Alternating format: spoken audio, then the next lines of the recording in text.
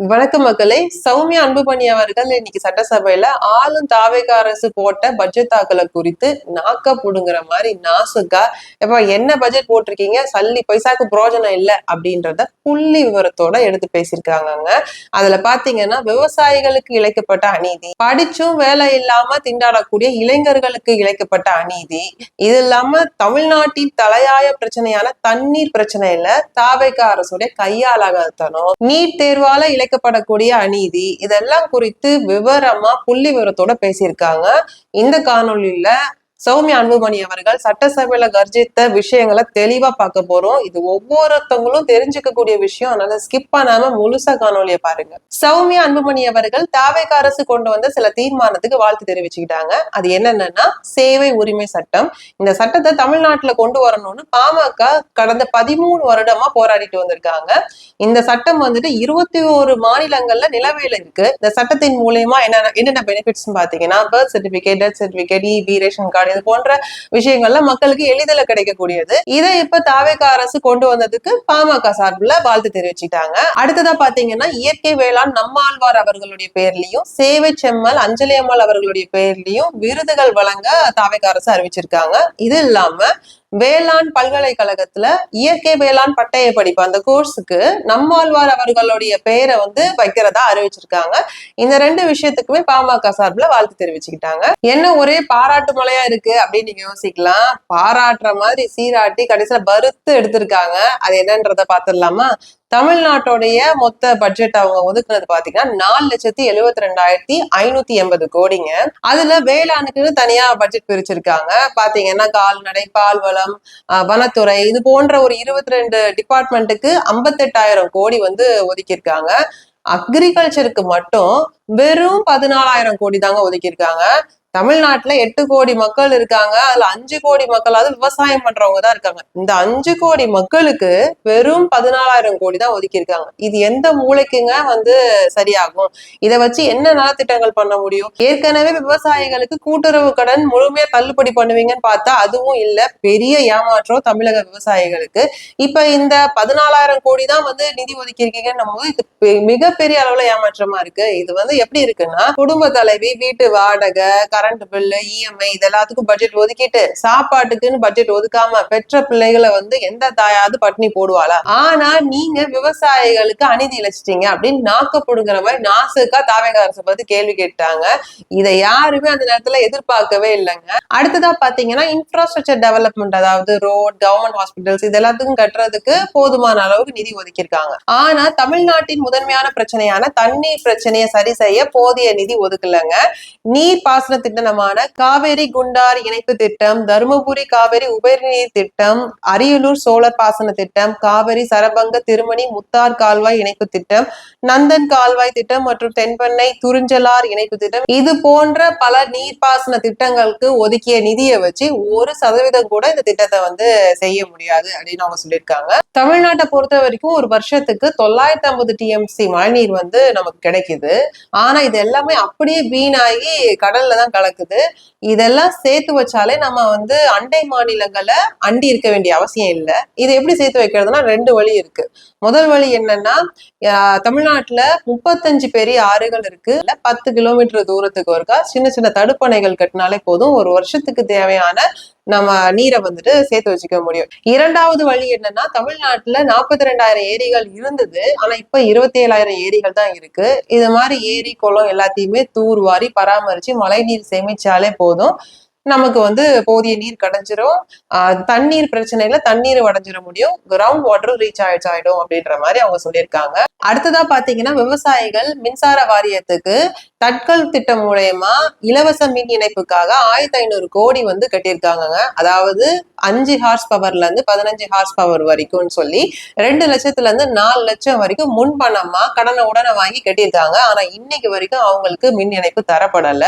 இதற்கு முன்னாடி கேட்கும் போது திமுக அரசு தேர்தல் வருது அப்படின்னு சொல்லி அதை தாட்டி விட்டாங்க. இப்ப தேர்தல் முடிஞ்சு 3 மாசம் ஆகுது. ஆனா இன்ன வரைக்கும் அவங்களுக்கு மின் இணைப்பு கிடைக்கல. அதனால அவங்களுக்கு கூடிய விரைவில் மின் இணைப்பு தரணும்னு வலியுறுத்தி இருக்காங்க. இப்படி விவசாயிகளுடைய பல்வேறு பிரச்சனைகளை குறித்து பேசியிருக்காங்க. அதே போல அவங்களுக்கான மானியம் வந்து ஒழுங்கா போய் சேர மாட்டேங்குது அப்படின்ற குற்றச்சாட்டையும் முன் வச்சிருக்காங்க.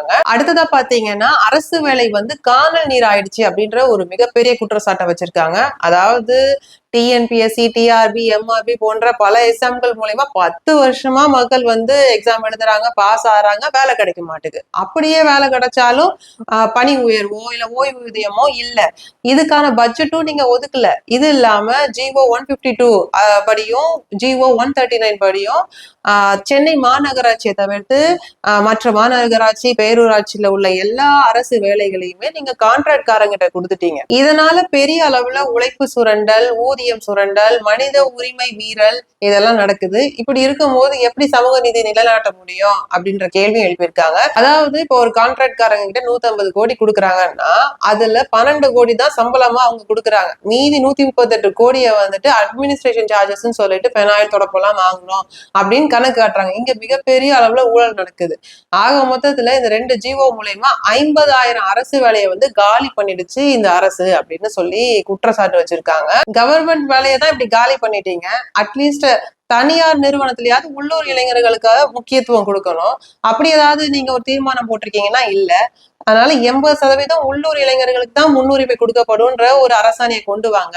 இந்த பாலிசி டெசிஷன் வந்து கர்நாடகா, ஆந்திரா, குஜராத் போன்ற மாநிலங்கள்லாம் நிலவையில இருக்கு, இங்க தமிழ்நாட்டுக்கும் வரணும் அப்படின்னு வலியுறுத்தி இருக்காங்க. அடுத்ததா பாத்தீங்கன்னா நீட் தேர்வு குறித்து சௌமியா அன்புமணி அவர்கள் பேசியிருக்காங்க. அதாவது 2006 முதல்ல நீட் தேர்வு கொண்டு வர பாக்குறாங்க. அப்போ அன்புமணி ராமதாஸ் அவர்கள் மத்தியில வந்து சுகாதாரத்துறை அமைச்சரா இருக்காரு. 2009 வரைக்கும் நீட் வந்து வரவிடாம ரத்து பண்ணியிருந்திருக்காரு. 2017 முதலையா அதிகாரப்பூர்வமா நீட் வந்து வருது. நீட் வரும்போது அவங்க என்ன சொல்லியிருக்காங்கன்னா தரமான மருத்துவ கல்விக்காகவும் வணிகமயம் ஆக்கக்கூடாது அப்படின்ற 2 ரீசனுக்காக தான் நாங்க நீட்டை கொண்டு வந்திருக்கோம் இருக்காங்க. ஆனா பாத்தீங்கன்னா நீட் எக்ஸாம் மூலயமா மார்க் கம்மியானவங்க கூட பணம் இருக்கு அப்படின்னா அவங்களால மருத்துவம் படிச்சுக்க முடியுது. அப்ப இது எப்படி தரமான மருத்துவ கல்வி ஆகும்? அதே போல வணிகமயமாக்க கூடாதுன்றாங்க. ஆனா இந்த நீட்டுக்காக நாடு முழுக்க கோச்சிங் சென்டர் ஓபன் பண்ணி வருஷத்துக்கு 1.5 லட்சம் கோடி வந்து வசூலளிக்கிறாங்க. ஆக மொத்தத்துல இது வந்து இந்த எக்ஸாமே நாலேஜ் பேஸ்ட் இல்லைங்க, எக்ஸாம் பேஸ்டா தான் பிள்ளைங்க படிக்குது. இந்த நீட் வந்ததுனால அரசு பள்ளியில படிக்கக்கூடிய தமிழ் வழி மாணவர்களுக்கும் கிராமப்புற ஏழை மாணவர்களுக்கும் எட்டாக்கனியா ஆயிடுச்சு மருத்துவ படிப்பு. இப்படி இருந்தா எப்படி சமூக நீதியை வந்து நிலைநாட்டுறது? 1976 எமர்ஜென்சின்னு சொல்லி எஜுகேஷன் ஸ்டேட் லிஸ்ட்ல இருந்ததை கான்கரண்ட் லிஸ்டுக்கு மாத்தினாங்க. அதை எப்படியாவது நம்ம திருப்பி ஸ்டேட் லிஸ்டுக்கு கொண்டு வரணும். அதுக்கு நம்ம சட்டங்கள் போட்டு மத்திய அரசுக்கு அழுத்தத்தை கொடுத்து நம்ம திரும்ப பெறணும். அதே போல 2021 நீட் வந்து தமிழ்நாட்டுக்கு வேண்டாம் அப்படின்னு சொல்லி தீர்மானம் போட்டிருந்து 2 முறை கொடுத்தோம் டெல்லிக்கு. ஆனா அவங்க வந்து அதை கன்சிடரே பண்ணல. இப்பவும் தீர்மானம் போட்டிருக்கோம், ஆனா இதை அப்படியே விட்டுறக்கூடாது, இதை நடைமுறைப்படுத்தணும். ஏன்னா இது வரைக்கும் நீட் தேர்வால நாடு முழுக்க 500 குழந்தைங்க வந்து மாச்சிருக்காங்க. தமிழ்நாடுல மட்டும் 50 குழந்தைங்க மாச்சிருக்காங்க. இது போன்ற சிச்சுவேஷன், அதாவது இது போன்ற ஒரு குழந்தை கூட இதுக்கு மேல வந்து இந்த நீட் தேர்வால மாச்சிக்க கூடாது. அதுக்கு தமிழ்நாடு நீட்டை வந்து முற்றிலும் விளக்கணும் அப்படின்னு சொல்லி வலியுறுத்தி இருக்காங்க. இது வரவேற்கக்கூடிய விஷயம். அடுத்ததா பாத்தீங்கன்னா சௌமியா அன்புமணி அவர்கள் ஒரு முக்கியமான விஷயத்த சட்டசபையில வந்துட்டு பேசியிருந்தாங்க. அதாவது டாக்டர் அன்புமணி ராமதாஸ் அவர்கள் இது வரைக்கும் 4 இன்டர்நேஷனல் அவார்டு வாங்கியிருந்திருக்காரு. எதுக்காக அப்படின்னு பாத்தீங்கன்னா டொபேக்கோ மாஃபியாவை எதிர்த்து போராடினதுக்கு அமெரிக்கால அவருக்கு ஸ்டாண்டிங் ஓவேஷனே கிடைச்சிருக்கு. அடுத்ததா பாத்தீங்கன்னா WHO மூலமா 2 அவார்டு வாங்கியிருக்காங்க. கிராமப்புற சுகாதார திட்டம் மூலமா 108 ஆம்புலன்ஸ்க்காகவும். அடுத்தது பாத்தீங்கன்னா rotary international award for polio eradication. இந்த அவார்ட் பாத்தீங்கன்னா England prime minister, Japan prime minister, America அதிபர் பில் கேட்ஸ் இவங்க எல்லாம் வாங்கியிருக்காங்க. இந்தியால இருந்து டாக்டர் அன்புமணி ராமதாஸ் அவர்கள் தான் வாங்கியிருக்காங்க. இப்படியே அவருடைய அருமை பெருமை எல்லாம் டெல்லிக்கு வெளிநாட்டுக்காரங்களுக்கு எல்லாம் தெரிஞ்சிருக்கு, ஆனா தமிழ்நாட்டு மக்களுக்கு தெரியல அப்படின்னு அவங்களுடைய வருத்தத்தையும் தெரிவிச்சுக்கிட்டாங்க. அதனால டாக்டர் அன்புமணி ராமதாஸ் அவர்களுடைய பெருமை வந்து தமிழ்நாடு முழுக்க போய் சேரணும் அப்படின்னு நானும் விரும்புறேன். அப்புறம் இன்னொரு விஷயமும் நான் இந்த நேரத்துல பகிர்ந்துக்க விரும்புறேன். அதாவது சௌமியா அன்புமணி அவர்கள் சட்டசபைக்கு வந்த பிறகுல இருந்தே பாத்தீங்கன்னா சமூக வலைத்தளங்கள்ல மக்கள்லாம் என்ன கருத்துக்களை பகிர்ந்துக்கிறாங்கன்னா சட்டசபையில மக்கள் நலன் சார்ந்து பேசக்கூடிய ஒரு தலைவரா சௌமியா அன்புமணி அவர்கள் மட்டும்தான் இருக்காங்க. அவங்களுக்கு என்ன அது டைம் லிமிட் 20 மினிட்ஸ் தான் கொடுக்குறீங்க, இல்ல அவங்களுக்கு வந்து டைம் எக்ஸ்டெண்ட் பண்ணுங்க, அவங்க இன்னும் நிறைய விஷயங்கள் பேசணும், எங்களுக்கு இன்னும் நிறைய விஷயங்கள் தெரியுது, அதனால அவங்களுக்கு வந்து டைம் லிமிட்டே இருக்கக்கூடாது அப்படின்லாம் வந்து கருத்துக்கள் பரிமாறிக்கிறத பார்க்க முடியுது. ஆக மொத்தத்துல அன்புமணி ராமதாஸ் அவர்களும் சௌமியா அன்புமணி அவர்களும் தமிழ்நாட்டுல தவிர்க்க முடியாத தலைவரா இருக்காங்க அப்படின்றத எல்லாராலையும் ஏத்துக்க முடியும். நன்றி, வணக்கம்.